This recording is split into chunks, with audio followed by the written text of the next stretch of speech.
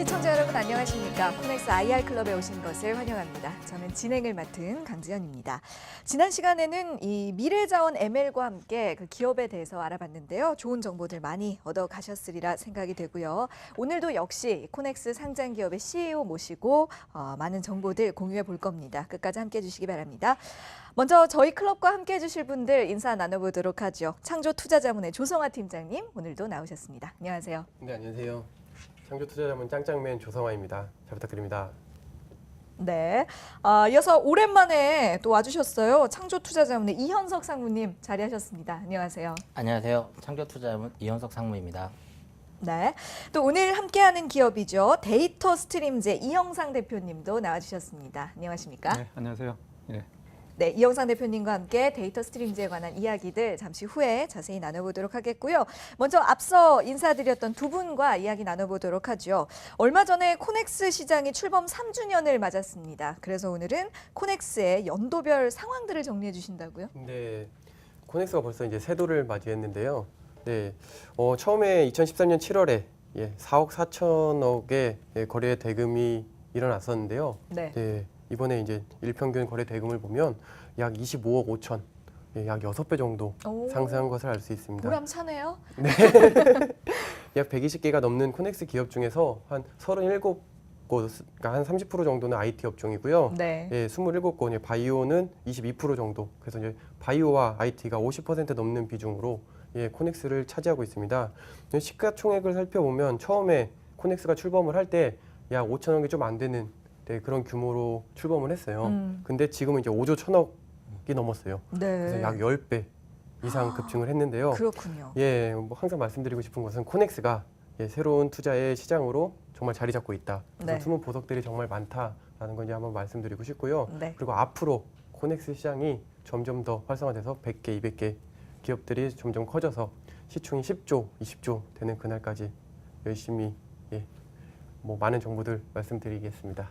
네, 이게 코넥스 시장이 점점 잘 커가고 있다는 것은 또 코넥스 IR 클럽을 진행하고 있는 저희 입장에서도 네. 상당히 기분 좋은 상황인 것 같습니다. 말씀 잘 들었고요. 이번에는 이현석 상무님께서 이전 상장이 예정돼 있는 기업 또 소개를 해주실 거죠. 어떤 기업 만나볼까요? 네, 오늘은 메디젠 휴먼케어라는 질병 예측 유전체 검사와 암진단 키트 사업을 진행하고 있는 바이오 기업을 소개하겠습니다. 네. 일단 첫 번째로 질병 예측 유전체 검사에 대해 살펴보면 전 세계적으로 고령화 및 기대 수명이 높아지고 있는 상황인데요. 현재 병원에서도 치료의 중심에서 예방의 중심으로 패러다임이 변모되고 있습니다. 네. 메디젠 휴먼케어는 엠체크라는 브랜드로 건강검진센터와 대학 병원을 통해 유전체 분석을 질병 예측을 서비스하고 있고 질병 예측 서비스는 시장 국내 점유율 1위 기업을 하고 있습니다. 병원의 질병 예측 분석 서비스는 고객들에게 약물 반응 및 또는 약물 용량에 관한 정보 및 개인별 맞춤 생활 패턴 그리고 운동법은 물론 질병 관련 가계도까지도 분석하고 있습니다. 맞춤형 치료가 의료계의 새로운 성장 동력으로 떠오르고 있는데 메디젠 휴먼케어는 유전 정보 빅데이터를 구축하고 있어 향후 개인별 유전체 신약 후보 물질 및 IT 개인 맞춤형 서비스까지 확장해 나갈 방침입니다. 네. 유전체 분석 시장은 주요 매출이 현재 건강검진에서 발생하고 있고 네네. 현재 대기업들과 건강검진 매출이 증가하고 있고 해외에서를 보면 중국을 비롯하여 사우디아라비아, 카타르, 중동 지역뿐만 아니라 미국, 캐나다 등 선진국까지 마케팅을 확대해 나가고 있어서 해외에도 매출이 크게 증가하고 있는 상태입니다. 그리고 또한 신성장 산업으로 아까 말씀드린 암진단 키트가 있는데요. 암진단 키트는 현재 미국 FDA 3상을 진행하고 있으며 네네. 빠르면 올해 하반기에 출시될 예정입니다. 메디젠 휴먼케어에서 개발하는 암진단 키트는 암 세포만에 특이하게 분비되는 물질을 하이브리도마 테크놀로지 기법을 이용하여 민감도를 최대 1000배까지 끌어올리는 직접적으로 적용할 수 있는 획기적인 기술로 향후 암 진단을 비롯하여 재발 판정의 바이오 마커로 계속 사용될 예정입니다. 네. 그리고 이는 이제 작년에 상장한 에이티젠이 암 진단 키트로 암 진단 키트를 개발해 상장을 했는데 현재 시가총액이 한 4천억 정도를 하고 있는데요. 네네. 현재 메디젠 휴먼케어의 시총을 보면 300억 초반 수준에 불과해요. 앞으로 메디젠 휴먼케어가 이 제품이 출시하게 된다면 메디젠 휴먼케어의 미래 가치를 다시 한번 생각할 수 있는 기준이 될 것으로 보입니다. 네. 그러니까 앞으로 더욱 커갈 수 있는 네. 기업 가치를 높여줄 만한 네. 여러 가지 재료들을 보유를 하고 있군요. 네. 조성환 팀장님께서도 보충 더 해주시죠. 네, 이제 메디진 휴먼케어 같은 경우에는요, 이제 뭐 바이오랑 이 헬스케어 시장에서 사실은 이제 관심은 되게 많잖아요. 근데 네. 실질적으로 매출이나 수익을 내는 회사는 그렇게 드문데요. 메디진 휴먼케어는 이제 매출을 실제로 내고 있고요. 네. 2014년에 이제 5억 8천 정도의 매출을 냈고, 2015년에 11억 3천 정도의 매출을 냈어요. 근데 2016년에 약 20억까지의 이제 전망을 하고 있고요. 근데 아까 전에 이제 상무님께서 말씀하신 것처럼 암 진단 키트 이게 이제 상용화가 되면 네. 예, 이제 뭐 이게 한 단계 높은 제품을 일반 출시된 제품과는 한 단계 높은 제품이다라고 저희 다들 평가를 하고 있는데 상용화가 성공 시에 매출 100억 정도까지도 기대해 볼 만한 예, 그런 회사라고 아주 한 단계 더 높다는 게 더 정밀하게 검진이 된다는 겁니까? 그럼요. 예. 네, 이게- 쉽고 네. 네네 아까 네. 말씀하신 이게 이제 다른 제품들은 이제 그 FDA 때 클래스 1 제품인 경우가 대부분인데요. 네. 현재 이건 클래스 2 제품으로 나오는 아. 거라 아무래도 FDA 지금 3상 진행하고 있는 게 네. 한 단계 더 높은 그 제품으로 지금 승인을 받고 있어서 3상 승인이 된다면 기존의 이제 제품하고는 조금 좀 한 발 좀 앞서가는 제품으로 좀 출시될 네. 예정이라 충분히 이제 그 주가적으로 봤을 때 점프업할 수 있는 네. 기회를 가지고 있는 건 맞습니다. 네. 그 시험 과정 중에서 3상이 마지막 단계잖아요. 네, 그렇죠? 맞습니다. 네네. 지금 뭐 거의 마무리 단계로 알고 있어서 네. 잘 진행이 그대로 된다면 올해 안에 좀 출시될 예정입니다. 네, 잘 알겠습니다.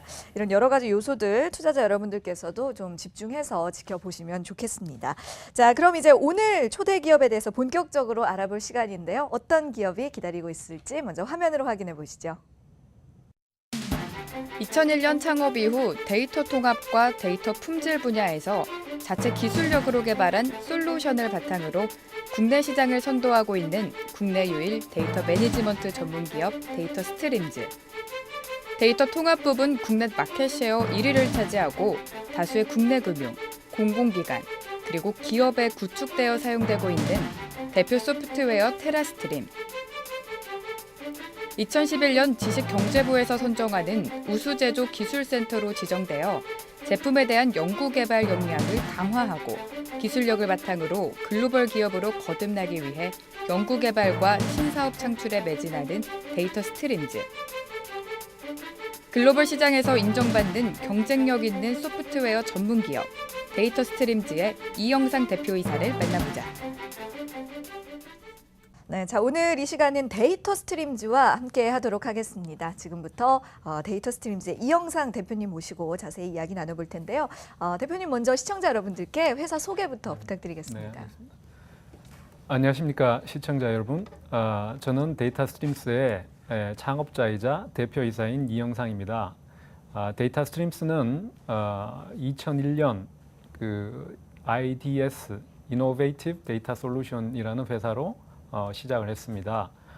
그 당시에는 아주 대량의 데이터를 굉장히 빠른 그 병렬 처리 방식으로 우리가 원하는 형태의 데이터를 만들어주는 이런 부분을 저희들이 했습니다. 네. 지금은 이제 뭐 빅데이터라는 그런 용어로 네. 이렇게 많이들 얘기하는데 그 당시에는 낯설지가 않은 용어가 됐죠. 그 당시에는 이제 대용량 데이터라고 했습니다. 그래서 그런 부분들을 빨리 처리를 하다가 보니 그 기술을 응용을 해서 데이터 통합 솔루션을 만들게 되었습니다.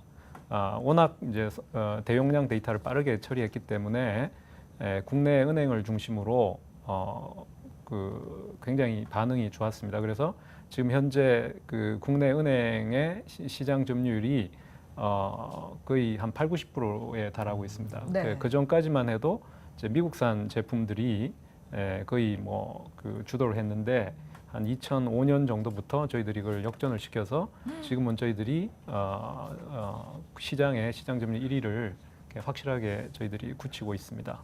그렇군요. 예. 그래서 그 제품 이름이 테라스트림이라는 제품인데 테라스트림이요. 예, 그렇습니다. 예. 그 제품은 이제 그 데이터를 이제 분석을 해야 되니까 네. 데이터 분석을 하기 위해서는 여러 군데 데이터 그 소스라고 하죠. 소스에서 데이터를 가져와 가지고 내가 분석할 수 있는 형태의 데이터를 구축을 해주는 겁니다. 네네. 그다음에 어떤 도구를 이용해서 그 데이터를 내가 원하는 형식으로 뽑아서 리포트도 만들고 뭐 분석도 하고 마이닝도 하고 이렇게 하는 거죠. 그래서 사실은 이제 그 데이터를 이용하는 사람들 입장에서는 그 밑에서 뭐가 일어나는지 모르는 거죠. 네. 그렇지만 이런 것들이 없으면은 결국 데이터 분석을 못 하게 되는 겁니다.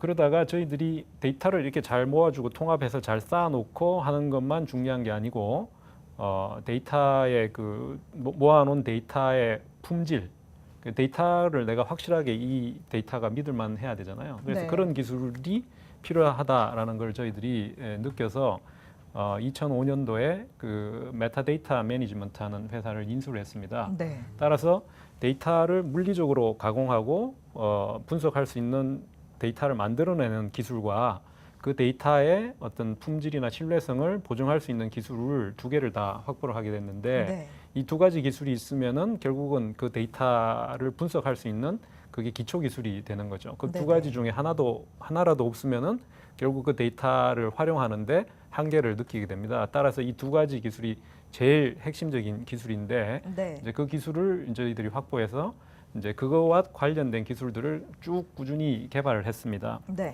그래서 그쪽 분야에서 1위의 회사 지명도를 저희들이 가지고 있고 네. 2011년부터는 이제 빅데이터라는 개념들이 많이 나왔죠. 우리 유행을 하기 시작해서 그렇죠. 그 빅데이터 개념을 이렇게 굉장히 쉽게 저희 회사 제품 안에 집어넣었습니다. 왜냐하면 네. 저희들이 대용량 데이터를 처리를 했기 때문에 빅데이터로 이렇게 확장하는 것에 대해서는 굉장히 저희들 입장에서는 그 용이한 부분이었습니다. 그래서 빅데이터 기술들을 우리 회사 제품 안으로 이렇게 넣어서 빅데이터도 옛날에 우리가 전통적으로 처리해왔던 방식 그대로 빅데이터를 처리할 수 있게 되었습니다. 네. 따라서 지금 뭐 그 미국에서 빅데이터 회사들이 이제 많이 생겨나고 있고 네. 저희들도 이제 미국의 그 전시회 같이 참여하고 하고 있는데 이제 그런 회사들과 비교를 했을 때도 전혀 기술이 뒤지지 않고 오히려 기술의 어떤 범위나 깊이가 더 깊은 이제 그런 기술력을 확보하게 되었습니다. 네. 따라서 이제 그 기술을 바탕으로 해서 여러 가지 이제 빅데이터 서비스라든지 뭐 사기 방지 시스템, 그다음에 뭐 탈세 방지 이런 것들도 저희들이 개발을 했고요. 그래서 그 위에서 빅데이터 서비스를 얻는 작업들을 저희들이 꾸준히 해왔고 그런 따라서 이제 저희들의 어떤 비즈니스 영역이 상당히 이제 넓어지게 되었습니다. 네. 그래서 지금 현재 뭐 국내 은행 대부분이 테라스트림 기술을 채택을 하고 있다고 제가 맞습니다. 알아봤고요. 예. 그래서 말씀하신 것처럼 우리 시장을 선점을 한 상태잖아요. 지금 이게 비롯해서 회사의 뭐 역사에 대해서도 이야기를 해주셨고 여러 가지 핵심 기술에 대한 언급들이 나왔습니다. 관련 산업에 대해서도 좀 파악을 해봐야 할 것 같습니다. 이 부분은 조성화 팀장님께 부탁드리죠. 네, 소프트웨어 산업에 대해서는 지난번에 한번 다룬 적이 있었고요. 네. 이번에 이제 빅데이터에 대해서 이제 말씀을 드리려고 합니다. 혹시 뭐 아나운서님은 이메일 딱 열었을 때, 네, 뭐 평소에 관심 있었던 이런 것들이 이제 광고로 받아보신 적 있지 않으세요? 광고 많이 오죠. 네. 광고 메일. 네. 네. 아니면 이제 뭐 옷을 사야 할 시기에 딱 맞춰서 이번에 이런 제품이 세일합니다라고. 신기하게 그렇더라고요. 네, 딱 오는 문자들 많이 있잖아요. 근데 그건 바로 이제 구매 주기 그리고 위치 정보를 통한 이제 마케팅 활용이라고 할 수 있습니다. 빅데이터의 등장은 흔히 이제 혁명이라고 표현할 정도로 우리 생활과 이제 산업 전반에 걸쳐서 커다란 영향력을 행사를 하고 있는데요. 실제로 2012년 2월에 미국의 이제 시사주간지 타임에 보면 이제 부모보다 먼저 이제 여고생의 임신 사진을 알아낸 그런 업체가요. 임신 용품 쿠폰을 보낸 소매 체인을 소개한 적이 있습니다. 그만큼 이제 빠른. 소름이 끼치는 사건이네요. 네, 이렇게 이제 고객의 구매 데이터를 분석해서 마케팅 활용에 이제 적극 활용하는 사례가 정말 네. 많이 이제 늘어났는데요. 세계 이제 최대 소매 유통 체인인 월마트가 구매 데이터를 분석을 했는데 아기용 기저귀 하고 맥주 하고 이제 함께 이제 팔리고 있다는 사실을 이제 발견해서 네. 상품 비치에 이제 활용을 해서 붙여놨대요. 그러니까 이제 매출이 훅 늘었다라고. 왜 그렇게 같이 팔리는 겁니까? 그게? 그래서 이제 아버지들이 이제 기저귀 사다가 네 그런 거 아닐까요? 그리고 이제 한국에서 이제 대형 유통마트도 네. 이제 그런 거를 조금 활용을 해서 샐러드 옆에 드레싱을 놓고요, 정육 코너 옆에 쌈장을 놓고 네. 네 이런 식으로 빛이 변화만을 줬는데 기존 매출의 30%에서 최대 3배까지 예 증가를 시켰다고 합니다. 효과가 있군요. 네, 그래서 이러한 빅데이터는 이제 기업뿐만이 아니라 정부 그리고 이제 공공 부문에서도 혁신과 패러다임의 변화에 주목을 하고 있는데요. 빅데이터의 관심도를 보면 이제 뭐 국가별로 인도를 100으로, 인도가 이제 워낙 IT가 강국이기 때문에 인도를 네. 100으로 가정을 하면 한국이 78입니다. 세계 2위 정도에 차지하고 있고요. 그다음에 빅데이터를 선도하는 미국 47 정도고요. 네. 영국이 30, 싱가포르 62, 호주가 37입니다. 근데 일본이 예상치 못하게 8 정도 수준밖에 안 된다고 8. 네네네네 합니다. 그래서 매우 낮은 것을 알 수 있고요. 특정 주제에 대한 이제 사회 여론화가 매우 빠르게 나타나는 한국의 특성을 감안하더라도 빅데이터에 대한 관심이 매우 높은 수준이다라고 네. 말할 수 있습니다. 그렇군요. 자, 조성아 팀장님과 함께 이 빅데이터와 그것을 활용한 뭐 마케팅 산업의 현황들에 대해서 간략하게 정리를 해봤습니다. 이번에는 데이터 스트림즈 기업에 대해서 좀 더 깊게 알아볼 시간인데요. 한국경제TV 신용훈 기자가 직접 다녀왔다고 하네요. 함께 출발하시죠. 지난 2001년 설립 이후 16년간 데이터 통합과 품질 관리 사업에 주력해온 데이터 스트림즈. 금융권과 공공기관에 자체 개발한 데이터 통합 솔루션 테라스트림을 공급해오며 이 분야에서 국내 시장 점유율 1위를 차지하고 있습니다. 이후 빅데이터 분석과 컨설팅으로 사업 영역을 확장하며 토탈 데이터 매니지먼트 기업의 입지를 다지고 있습니다. 대용량의 데이터를 실시간으로 처리할 수 있는 솔루션을 통해 정부와 공기업 등의 빅데이터와 사물인터넷 사업으로 영역을 확장하고 있는 겁니다. 교통안전공단과 그다음에 도로공사 이쪽에 지금 우리가 주력으로 해서 준비를 하고 있고요. 또 최근에는 딥러닝 기술 개발에도 본격 착수했습니다. 공장 등 산업 분야의 생산 효율을 높이기 위해 자사가 개발한 빅데이터 플랫폼에 딥러닝 기술을 적용해 나간다는 겁니다. 그 딥러닝 기술 부분을 더 연구하고 있는 상황이고요. 그래서 공장 자동화, 공장 에너지 효율화 부분의 빅데이터 딥러닝 과제 부분을 수행하고 있는 중입니다. 내후년이면 데이터 스트림즈가 개발한 딥러닝 기술들이 공장 제조 시설 등에 실제 적용될 수 있을 것으로 예상됩니다. 데이터 관리 노하우를 기반으로 빅데이터에 이어 딥러닝과 사물인터넷 분야로 그 영역을 확대하고 있는 데이터 스트림즈. 꾸준한 기술 개발로 국내 데이터 산업을 한 단계 성장시킬 수 있을지 주목됩니다. 네, 신용훈 기자와 함께 데이터 스트림즈에 대해서 좀 더 자세하게 들여다봤습니다. 주력 상품인 테라스트림에 대한 얘기를 좀 더 해보도록 할 텐데요. 이 핵심 기술이잖아요. 이 기술에 대해서 좀 더 자세하게 소개를 해주시죠. 예, 테라스트림은 사실은 대용량 데이터를 그 데이터베이스 매니지먼트 시스템, 있죠. 오라클이나 뭐 이런 DB2나 이런 그런 기존의 데이터베이스 복잡한 데이터 구조를 갖고 있는 그런 데이터베이스에 의존하지 않고 네. 자체 기술로서 데이터를 굉장히 빨리 가공할 수 있게 만들어준 기술입니다. 네. 그 기술이 옛날부터 있었지만은 이제 현재에 맞게 이렇게 진화될 필요가 있었습니다. 그 진화 포인트를 데이터 스트림스는 정확하게 파악을 했고 네. 그거를 데이터 웨어하우스나 이런 데이터 분석 시스템 혹은 은행에서는 정보계라고 하는데요. 그런 부분에다가 활용을 했습니다. 네. 그래서 외국 기업에서는 구현할 수 없는 그런 속도에 우리가 초점을 맞췄고 네. 그게 시장 니즈에 정확하게 맞았기 때문에 저희들이 확산할 수 있고 네. 1위 기업이 될 수가 있었습니다. 네. 그런데 저희들은 이제 거기서 그치지 않고 저희들이 그거 테라스트림을 중심으로 해가지고 아까도 말씀드린 것처럼 데이터 품질 부분에도 저희들이 투자를 해서 메타스트림이라는 제품을 개발을 했고 네. 그다음에 테라스트림을 지금 이제 빅데이터를 처리할 수 있는 그런 플랫폼으로 개발을 해서 저희들이 최근에 테라원이라는 이름으로 모든 저희 회사 제품을 하나로 이렇게 결집을 시켜서 네. 지금 금방 그 우리 조 대표님께서 말씀하신 그 빅데이터 마케팅 네. 실시간도 돼야 되고 채널도 한 회사 것만 해서 되는 게 아니라 여러 가지 회사의 데이터도 이렇게 모아야 되고 그다음에 속도도 빨라야 되고 히스토리 데이터도 우리가 처리해야 되고 실시간도 처리해야 되고 이게 굉장히 요구사항이 많습니다. 네. 근데 그거를 수용할 수 있도록 저희들이 개발을 했고 따라서 이제 그런 니즈들을 우리가 뭐 국내뿐만 아니라 해외에 저희들이 많이 마케팅을 하고 있습니다. 이 속도 부분이 상당히 가장 큰 장점 중에 하나가 될 것 같은데요. 이 타 솔루션과 비교를 했을 때 얼마나 빠른 건가요? 궁금합니다. 가령 예를 들어서 이제 우리가 저장하는 속도를 비교를 해봤는데 한 10배 정도 빠르고요. 그다음에 그걸 검색하는 속도는 한 300에서 500배 정도 빨랐습니다. 300배에서 예, 500배요? 그렇습니다. 예. 엄청난 차이군요. 예.